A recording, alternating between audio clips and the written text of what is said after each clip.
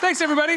Welcome to Build. I'm your host, Ricky Camilleri. From his first roles in films like Suburbia, That Thing You Do, Reality Bites, and Out of Sight, to parts in Treme, War for the Planet of the Apes, and the wonderful Lean on Pete that just came out, Steve Zahn is one of our most gifted actors. In the new ABC show, The Crossing, you can see him as a small-town sheriff trying to uncover the mystery behind a group of refugees that have arrived from the future.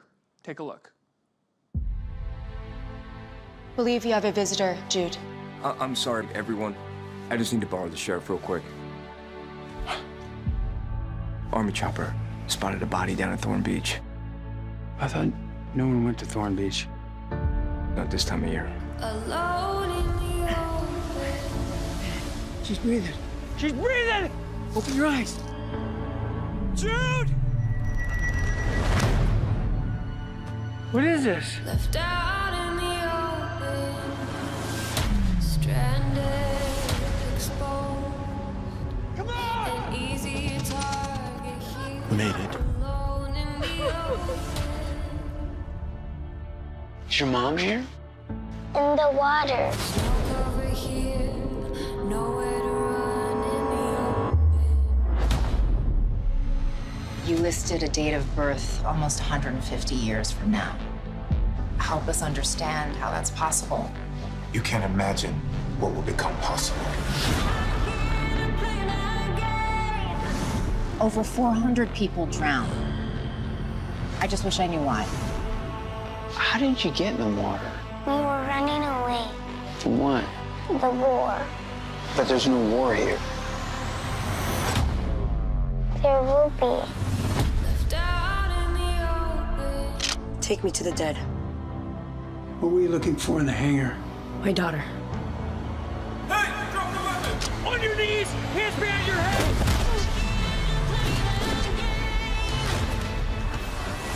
Did you see that?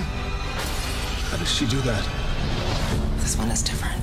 She's a threat to my town, and I deserve to know what I'm up against. There could be more with powers out there. The ones you need to fear, they're already here. We're all gonna be okay.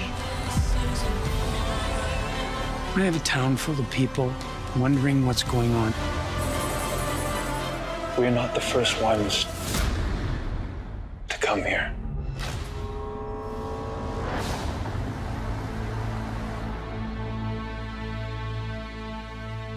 Everybody, Steve Zahn!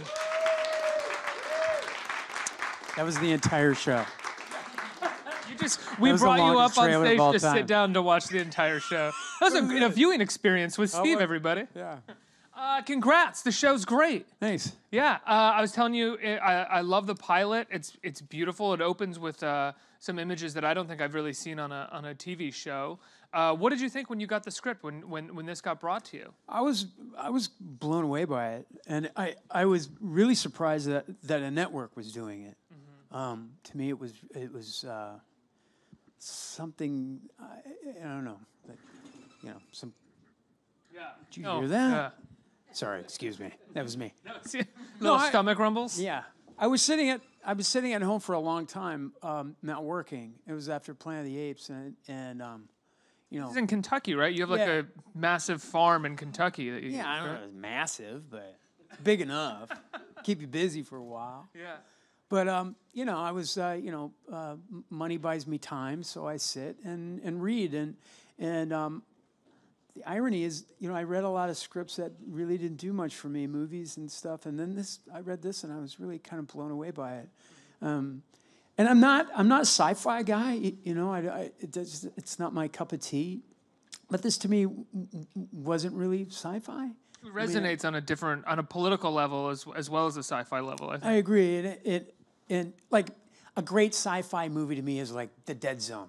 With Chris Walken, and based in reality, something you can kind of believe, and this I could believe. Like time travel is something that when somebody says that, you immediately have an idea. It's like, and you're like, hey, it's Gettysburg, or like what are we like a phone booth that takes you back. We're going to have to get Carlin. different clothes and to fit in, and this was scientific to me, and it was believable, and the idea, I know the writers talked to a lot of people NASA scientists, trying to figure out things like genetic, changing genetics in people. How far down the line, how many years, how many decades, how many hundreds of years is it going to be possible to do this or this? And they actually said, no, like the possibility of a lot of the things that are in this show are like 150 years ahead. And that's where they came up with the date. It's like 180 or 150 years down the road that these people come from. And I thought that was interesting. That was fascinating to me. Like this small town and these people show up and, you know, what are they, from some crazy cult? You know, I'm a cop. It's the first thing I'm going to think of. And no. They're from the same place. Even crazier. Yeah. And they're escaping war. And I thought, what if, you know, what if that happened here in Long Island? All of a sudden people started floating up on shore asking for political asylum, like, you know, refugees. Well, why, you know, that could happen. It could happen soon. It arguably does happen now. They don't float up on shore like they do in the Mediterranean, but there are people seeking political asylum. I know that Dan Dworkin and Jay Beatty, when they wrote it, they said they were inspired by a photograph of a Syrian dad holding his dead son who had drowned in the Mediterranean. And they thought, wow, that's an interesting, what if that happened here? And then they thought, what if that happened here? But it was people time traveling. You said that you money buys you time, and you get to sort of sit back and read. Mm-hmm. Have you found that you've gotten choosy in the stuff that you want to do? Is it just because? No, I think less choosy in a weird way. I mean, you know, when you're young, you just want to do stuff that you're, you know, and then later on in life, you have different responsibilities. I have kids. I have to support people.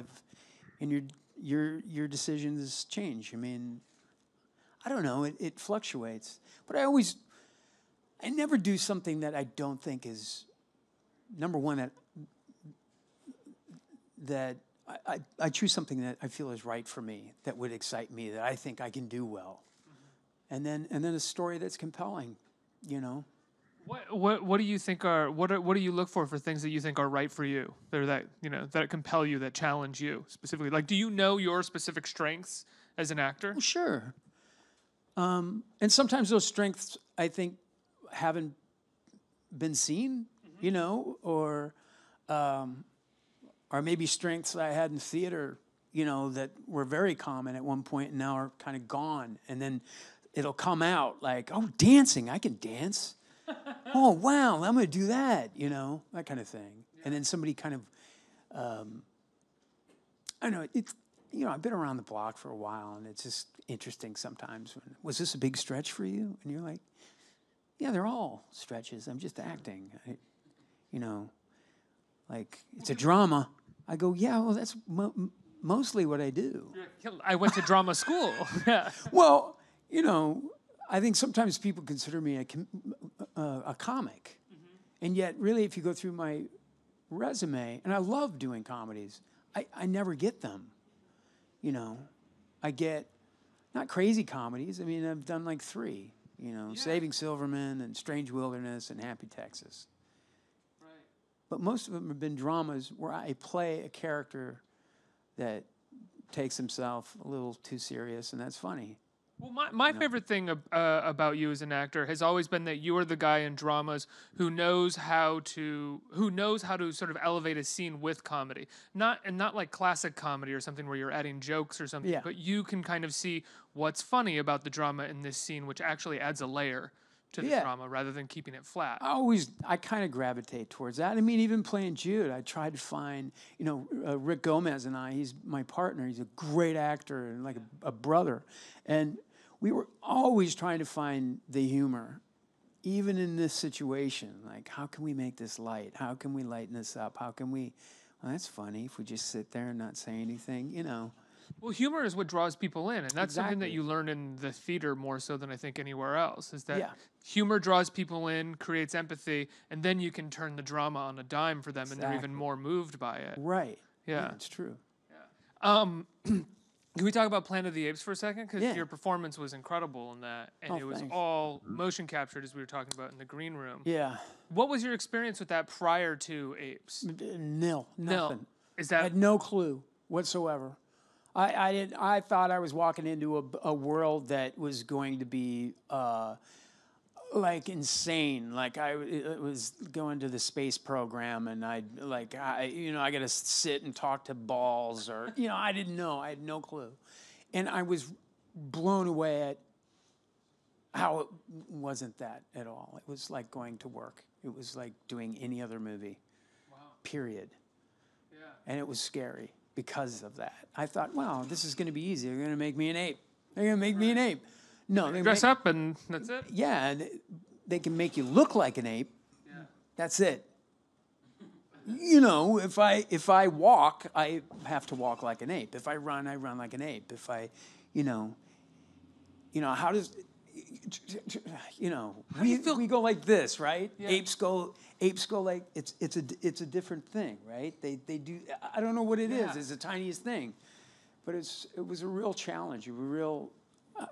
I felt like I was doing theater again, When you're doing that, so Very proud of it. there's scenes with you, and you should be proud of it. It's also a great film, too. I think so, too. I think it's an epic classic. When you're doing those scenes, are you doing the motion capture scenes with the other actors as well, or is everyone kind of doing them separately and then No, we're all together on location.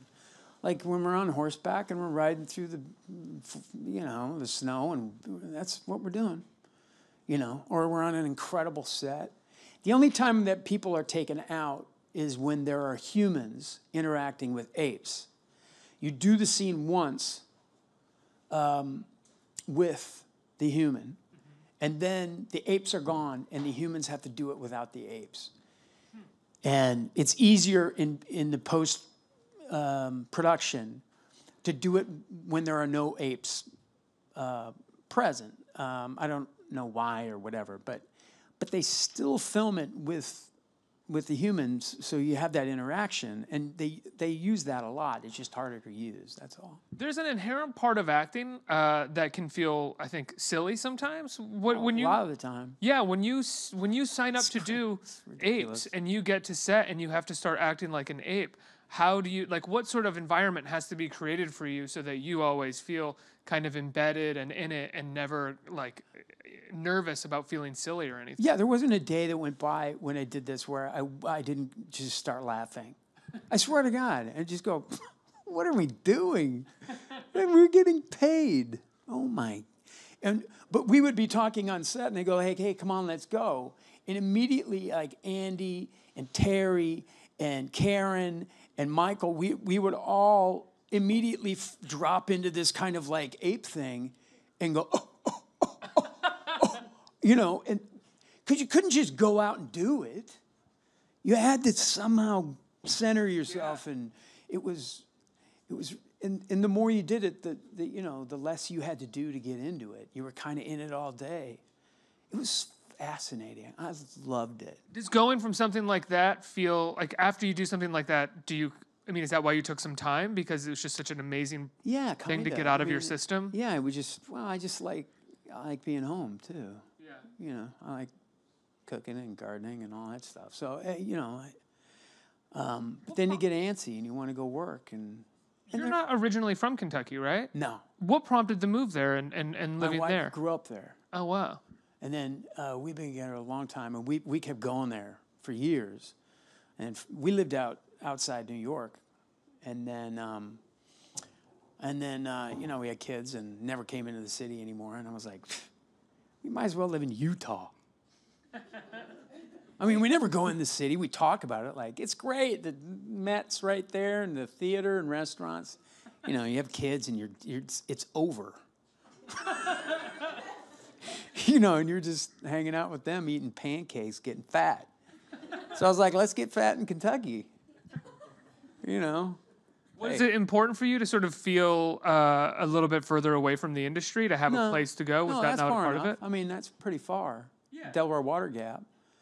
Right. You'd be surprised at how much more progressive the area we live in in central Kentucky it's a really beautiful place. I mean, it's got the university, it's got Transylvania University, it's got a philharmonic and a ballet and a diverse culture, and so great restaurants. It was just we didn't have that in Delaware Water Gap. But you never felt the need to have to like live in L.A. or live close to yeah. No, we've always lived out. Even when we were doing theater in New York, we were commuting an hour and a half in to do 8 shows a week, and we were just kind of crazy. But we did that we were poor. Couldn't afford to live in the city, and so we've always kind of been detached from it. So it wasn't like. Even from the beginning. So when somebody says like, well, you can now because, you're the star of a TV show, make money. I go, no, we did that a long time ago. Right. So I never wanted the business to dictate how I live my life. Yeah. I like to plant stuff and I like it dark at night. And why can't I pretend for a living and have that too? How is living here going to change me as an actor? Now, I've probably lost out on a lot of stuff, but I don't know what I lost out on. So there you go. Why would you lose out on stuff? I don't know. Make it to an audition. I missed yeah, maybe. I mean, I don't know. I mean, being a part of a community, I do miss that. The acting community here, doing theater, being, going out, and I love that culture. It's great. Being around art, being around people that inspire you. I get inspired in a different way out there. Well, don't you have a theater group out there as well? Yeah, we have a small company that we put on shows and we do classes and teach dance and movement and improv and that's really fulfilling. Yeah. I mean, I love that. So when you get the offer to do a show that's obviously going to take you away from your home for a little while, right? Mm-hmm. I mean, you shot like 11 episodes of this. Where did you guys shoot? Vancouver. So you're in Vancouver for what, like 6 months? Yeah, something like that. It wasn't that bad, but I'm up there right now. Everything's shot up there. Yeah. I'm doing another thing. What's the other thing? It's called Valley of the Boom. It's a 6-hour about Silicon Valley in the whole internet boom. Oh wow! It's really interesting. Are you playing a historical figure that we might know? Yeah. Can you? It's I ran out to say, but Gates. No. It's Teal? So good, man. No, let's just put it this way. It's about the internet boom, and yet there's like dance. Oh my God. It breaks every convention. It's really interesting. We just started shooting, but it's been like it's 6 hours, like a mini series. Yeah. Oh, that sounds incredible. Yeah, Nat Geo's doing it. So when you decide to do something, it's got to be something that you really like or are really passionate about. I read that. I wasn't going to work. I swear I was going to wait and see if this, how this did, and which it's going to be good. And I was like, very good. Yeah, I was like, well, if we do another season, we'll start working. And do I want to work up till when I work? I kind of want to be here. And then I read it, and I'm like, oh my God, I got to go. You can't help it. Then all of a sudden, all that kind of like the reasons why you do stuff go out the window, and you're like, I dance. Wow, I'm doing it, Yeah. And that the same actor from when you were 18 it's the same guy, Yeah. And you don't care how much money, and you don't care. It's like it's just it's a thrill when you can do those things. It really is. Did you ever feel like in the late 90s, because you said there's only a few comedies under your belt, but that you got typecast as like for broad, big comedy roles, and you had to kind of move away from that? I mean... Or is that just for some reason, how people perceived your career? Yeah, I kind of played like the loser, kind of dumb stoner guy, which was great. I kind of liked that part a lot. And then... I said Suburbia in the green room. That's arguably my favorite loser stoner just role. Like a complete idiot. It was so fun. And then you get older, and all of a sudden, they don't want you for that. You're like, wow, what am I now? I'm a soccer coach or whatever, a killer. They're a cop, or whatever. Yeah. Now I'm a cop. Now I'm a sheriff. I moved into that realm, but Yeah, it's just interesting. I'm so lucky to still be around and be typecast again. I don't think. Yeah, it doesn't seem Goal. like you're typecast at all anymore. I don't or at think least in so. the last 10 years or so, you've had like wildly different roles all the time. Yeah. I mean, if you get to the point where you're older and the business actually gets better, it's more interesting. Right. For a period, you're always in high school. Even when you're 27, and you're still in high school. People think you're young, which is great. But, after a while, you have no sensibility towards it anymore. You're cynical, and it comes off on camera. You know what I mean? I can't do this anymore. I can't, I can't have like a young girlfriend. The And, world-weary 18-year-old kind of thing. Yeah, and you're like, man, I got some back fat. I got, whatever. It's like, we all have that, by the way. It doesn't go away. Back fat? No, it doesn't. Really? I lost 40 pounds for Rescue Dawn and still had some. It was down to 133.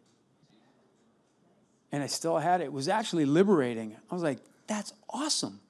I can't get rid of that. I'm not even going to try. Never have to worry about that Not again? even going to try. That's for the lifeboat. What was it like?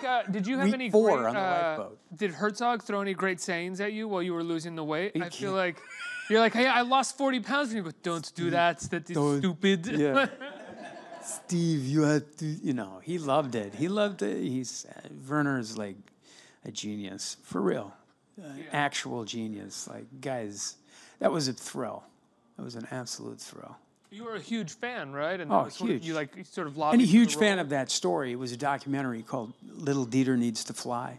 Great documentary. You should watch that. Did he do the doc? Mm-hmm. Yeah, that's what I thought. Okay. Yeah, he's great in the documentary. He's an actual, with Dieter Dengler, and he's, it's a really inspiring story about this pilot, this Navy pilot who was shot down in Vietnam. And then they were going to make the movie, and I just went nuts. I have to meet him. I have to meet him. I have to be in this. And luckily he bought it. What was it like trying to sell him on you? It wasn't that hard. I thought he was so wonderful. He lived up in the Hollywood Hills at the time and didn't have a TV. And he was like showing me his journals and drawings. And it was weird. I thought, it was so not Hollywood. Yeah. Like, come up to my house. I was like, great. What do you like to eat? I was like, what should I answer? What would be most interesting? What does this mean? I was like, steak? He's like, great, I'll cook you a steak. Come in, that was it. Let's get some questions from our audience. Who's a question? Right here. Hi. Hi, Steve. My name is Danny. And my question is, were there any particularly challenging moments in filming The Crossing or anything that stood out for you? Oh, there was a lot. I mean, just location-wise, like in the pilot alone, it's like the Pacific Ocean on the other side of Vancouver Island, which is like rough seas and near hypothermic. I mean, within 4 minutes, those days are really fun because there's helicopters and you feel like you're 12 years old and you can't see cameras and it's, what you envision movies being like. Yeah, those are tough days, man. 4 o'clock in the morning, like, get back in the water. And you get mad. It's like your mom just woke you up, like, don't, son. I'll go when I want. There's a hot tub. You can go in the hot tub, which you don't do. Yeah, you're done. Yeah. You go in the hot tub, you're done. Cold water to hot tub is awful. Wrong move. Yeah. Yeah, just stay cold. Yeah. Stay at the edge of hypothermia. Next question.